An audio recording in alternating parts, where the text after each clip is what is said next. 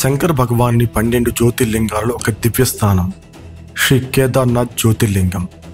హిమాలయాల పర్వత శిఖరాల మధ్య వెలిసిన ఈ పవిత్ర క్షేత్రం కేవలం 6 నెలలు మాత్రమే భక్తుల దర్శనానికి అందుబాటులో ఉంటుంది. వైశాఖ మాసం నుంచి ఆశ్వయుజ మాసం వరకు భక్తులు ఈ యాత్ర చేయగలరు.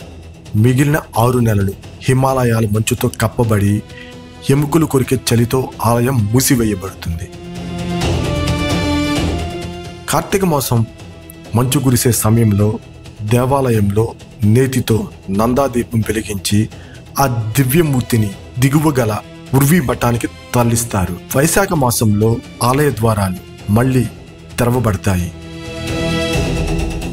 ఆశ్చర్యకరంగా కార్తీక మాసంలో వెలిగించిన నందాదీపం 6 నెలల తర్వాత కూడా అలాగే వెలుగుతూ ఉంటుంది.